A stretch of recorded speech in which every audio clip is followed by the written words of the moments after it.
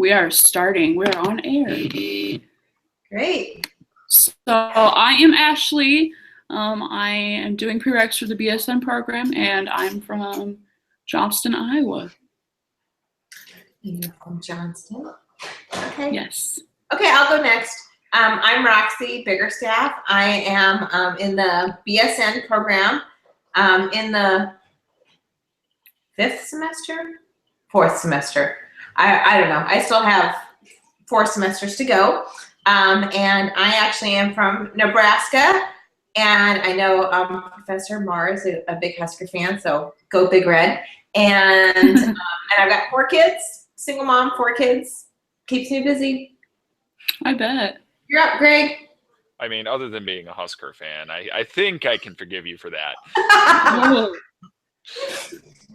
Greg. I was born in Ames, Iowa, grew up around Iowa State, and other than that, I am in the health sciences program here at Mercy, and I am anticipating, hopefully, next August, starting medical school, hopefully at DMU. So. Very nice. Awesome. Sounds good. Yeah. So we were going to talk about the Riverbend tour. Yes, I'm sorry, I lost my train of thought. I believe, am I the only Tell one? us what. Am I the only one who actually went on the Riverbend tour? I think so. Oh, okay. I can tell you about it. We went on the coldest day that it was offered, and it was a eye-opening experience. I really actually enjoyed it because I live in the suburbs. So you sometimes don't realize that there's such an underserved population just a few miles away. I mean, I agree. I drive down Mercy, I go to school, I drive home. And so we just went 6 blocks north of Mercy, and we were in one of the most underserved populations in Iowa. And so it was a very eye-opening experience. We visited,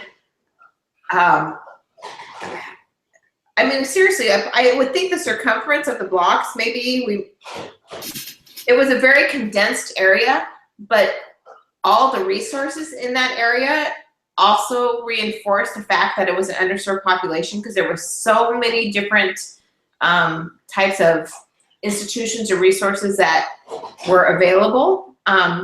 We started at the Evelyn Davis Center, which is, where we've decided to do our project.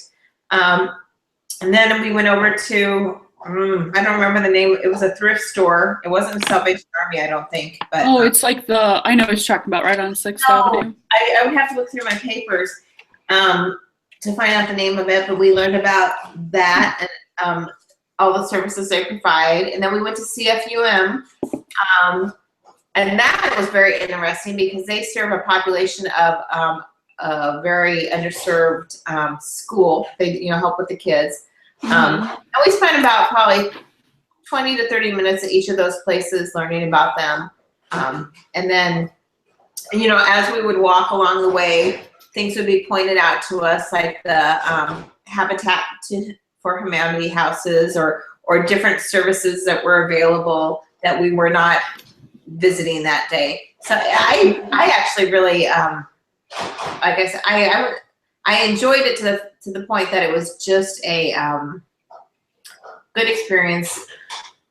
Sometimes you don't know the limitations of what charitable services are out there because you're not exposed to them.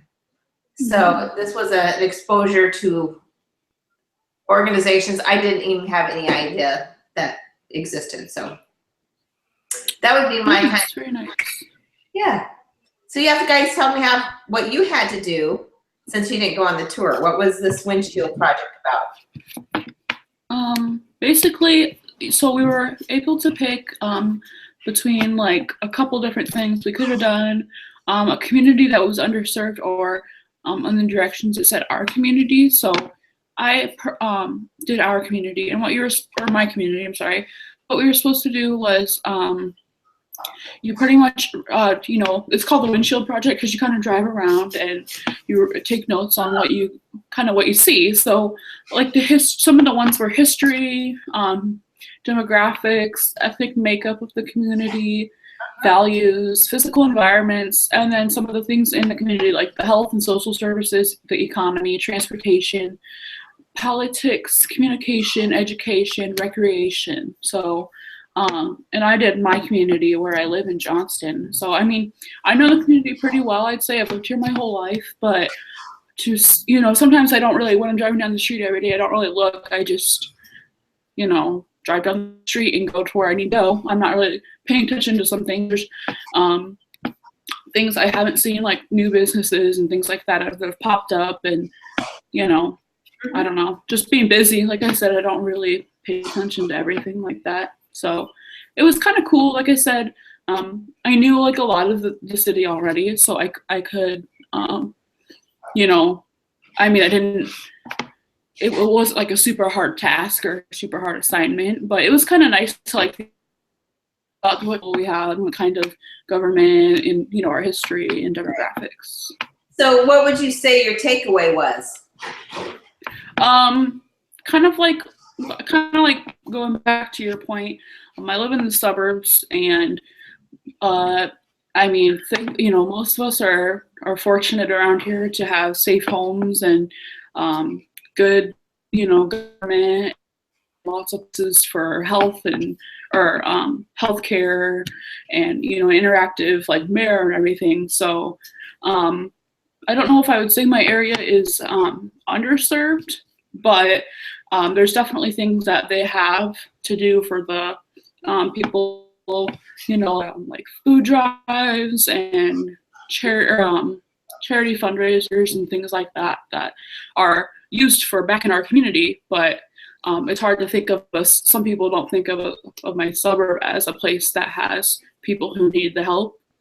Right. So, and I think especially being when I was younger, I really didn't realize that there were people in my community who did need help. So even some people kids I was going to school with. So, but I did a little just a little bit of research on the concerns, like the weaknesses and what we could have, done and everything. And so it's probably, like I said, the food banks and everything like that, and the low income housing that we offer. So, yeah.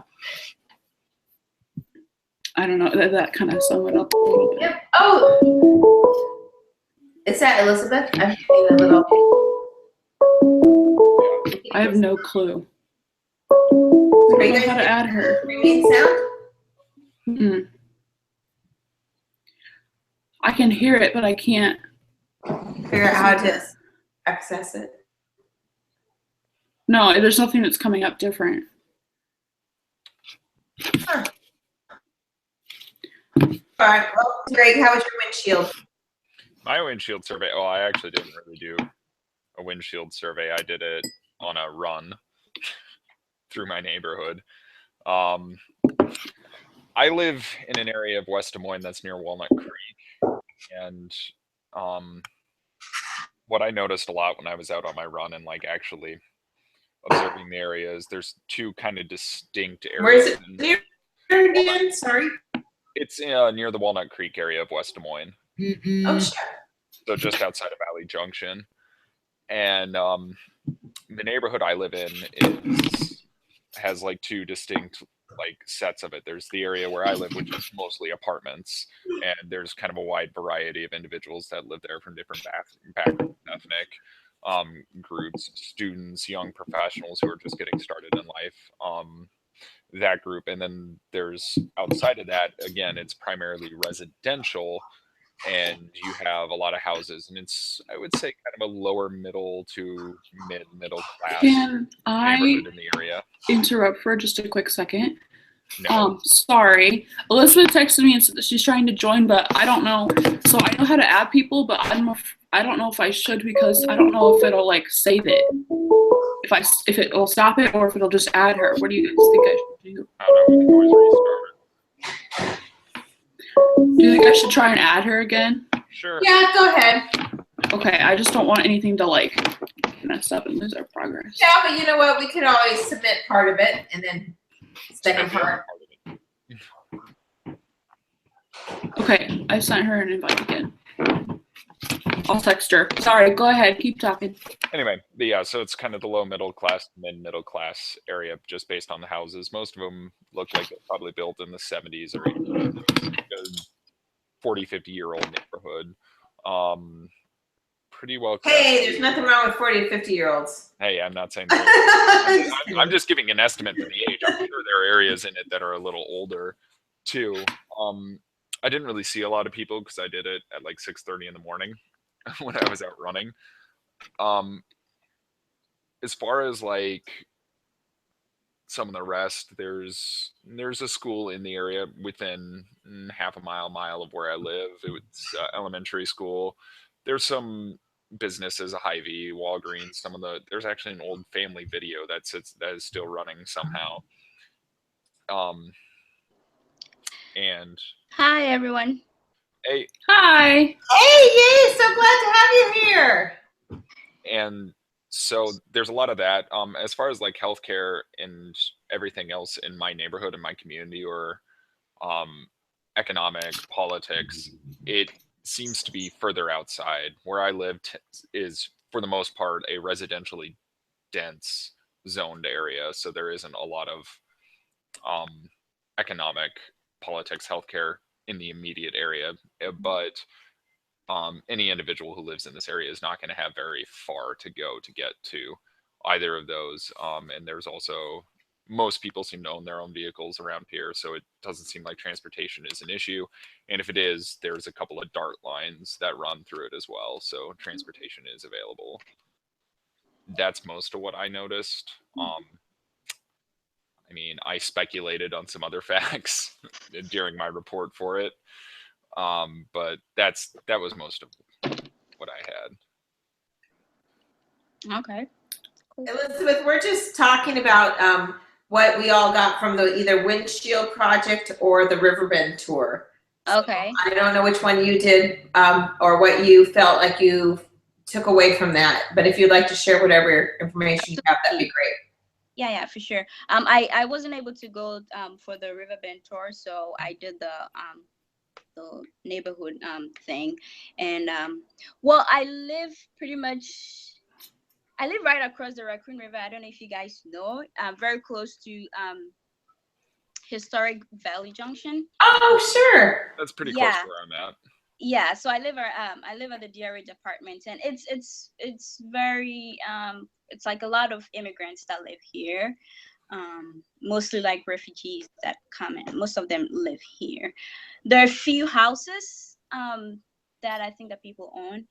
They're like townhouses, and a couple people live down there. But then mostly the apartments are, a lot of low-income families that live here, and then immigrants. And so as far as transportation, almost everyone has a car, I guess, because of how the apartment is like right across the Raccoon River. It's really hard to like walk unless you just want to take a walk. But if you want to go like say grocery shopping or something, you have to get a car because it's like a little far. And even before you could get like public transportation, you have to walk all the way to Historic Valley Junction in there somewhere to get the bus. And so you would have to have a car. So most people have a car here. Otherwise they take a cab. So like I said, because most of the people are immigrants, the jobs, they're like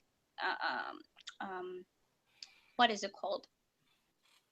How do they call those like regular jobs?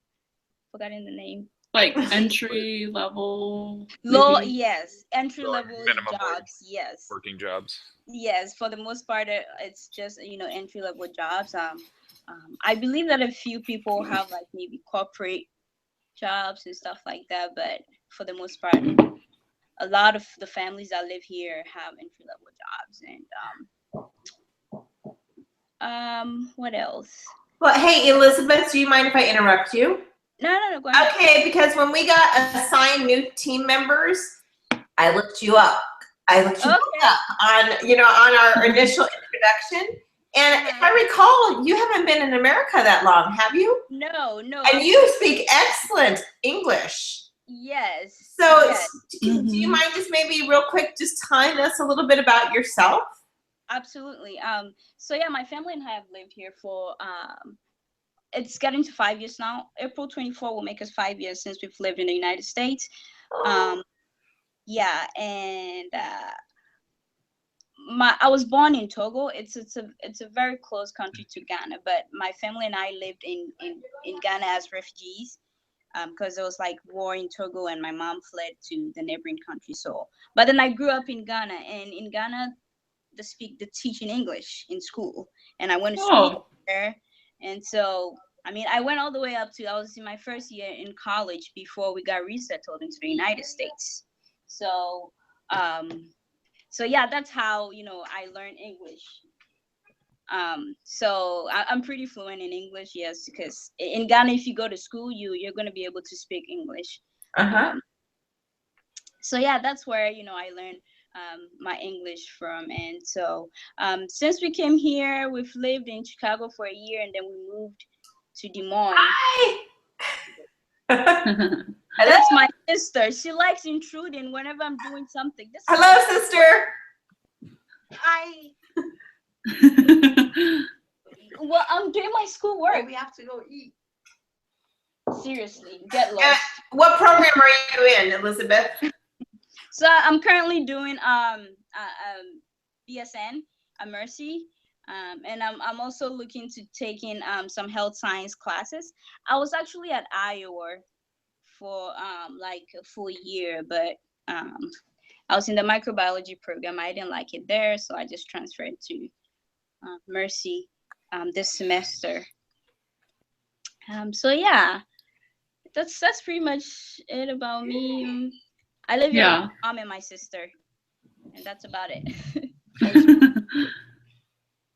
Oh, No, I'm serious. I'm doing schoolwork. Go. Oh, so just Yeah, you guys can eat. I'll eat later. All right then. You're calling me to eat. We always eat together, so it's like I have to do this for my grades. So, do you guys want to tell us about why you picked your project? Like why you picked where you did or what you did? Well, Greg, maybe I'll start that off because I was actually went to the center.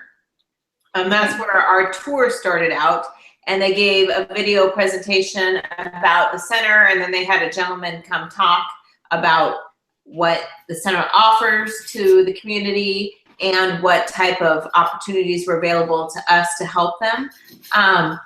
And like I referred to before, it was just one of those things you don't even think about. It was, I had no idea the center, it's a relatively new center. It hasn't been around that long. And it's growing very, very rapidly. And it provides services that give the underserved population in the area skills needed, whether it be computer skills, basic labor skills, interview skills. It provides them classes and instruction on all these different areas of how to become successful in the community. So it was one of those things I didn't even realize existed, and it was very impressive, especially since they are so much in their infancy of developing this resource. So it was one of those things you just kind of felt like you wanted to reach out to and help because they've got, and the time I was there was a lot of influx of people. It was like we'd walk out into the hall and there'd be people coming in, people walking out. So it's obviously a very well utilized resource that probably could benefit from as much help as we could provide it.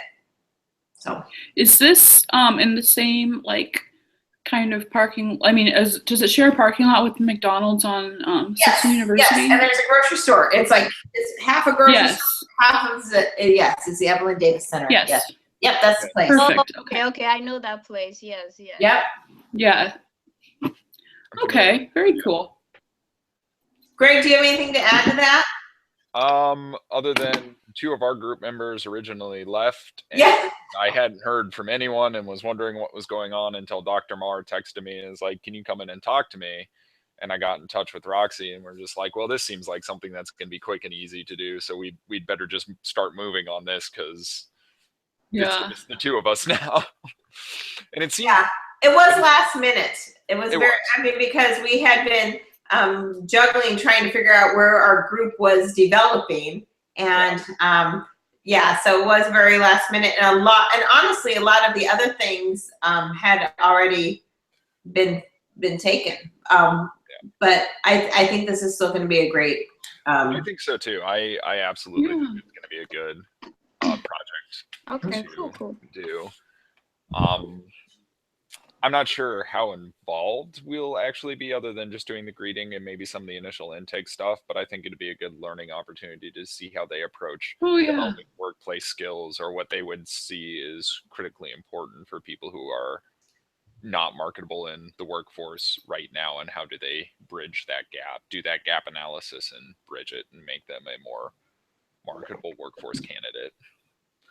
That's it. I actually didn't know that. I didn't know what they did there until like recently. I had like a close family friend that his son just came from Ghana, and he went there to take like to register for GED classes and all that, and then they offer those classes, and they kind of offer like assistance to people who haven't been able to get like a college degree or I mean like a high school diploma, and offer workforce assistance and stuff like that, which is really great. And I didn't know until recently, and I actually went to DMAC for a year or so, and so I just found out about them, and I think it would be great to learn how they help the community and all that.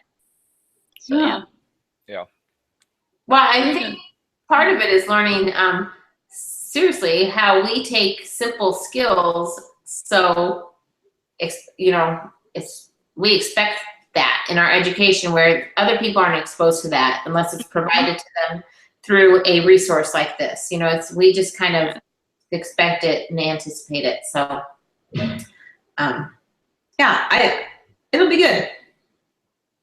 Yeah. Okay, so I'm excited. I'm sorry, I'm chatting. But I did talk to the coordinator of the program. Because of the task that we are going to be helping with, he does not feel that we need to have more than 1 to 2 people volunteer at a time. But it's pretty much open Monday through Friday, 8 to 4. And actually, excuse me, that was Monday through Thursday. He said Friday's not very busy. Monday through Thursday, 8 to 4, and you can do as many or as few hours you want at a time. Okay. Cool. The best way to contact him, and I'll send out an email, is his email address that he uses through DMAC. So I will send that out to you guys. And then he'll just make sure we don't have a lot of overlap because there's another group who is also going to be doing the project. I don't know if it's through Mercy or if it's through a different program. So I'll just send you an email with his contact number, and when you figure out what times work with you, you can maybe arrange it with him. So. All right. Sounds good. His name's Jason Bang, but I will give you his contact. Yeah, just shoot it out in the group text. That'll work. Yeah. Sounds good. Totally. Two of us at a time can figure out times that we can go, or we'll just schedule individually based on our schedules. Yeah. It actually, individual. It even says on our little sheet here that it says that he prefers individual scheduling. Okay. So. Okay. I mean, I still think it would be good. Though I would maybe for. Go ahead. Oh, sorry. I just said maybe for like the first couple times to get our feet wet, so we're not in left field all by ourselves out there. Yeah. I think that would be fine. I would love to meet up with you guys and meet you in person. Yeah, that'd be good. Margarita runs. I vote for that. Okay. All Well, right. I think we've covered everything. Do we have any other comments or anything? I'm just glad that it worked this time. I had to actually download the app on my phone and then do it on my phone because I'm not sure what happened with my my tablet, and so I'm just glad that we didn't have any technical issues this time. Yeah, for sure. You're loud and clear, Elizabeth. Coming through really good. Technology Yay. is the bane of our existence. All right, so until next time, are we good? And then I will text you guys the info. Yeah. Yes. That'd be Okay. great. I do have. Hey. Okay. Well, I'll send a thing.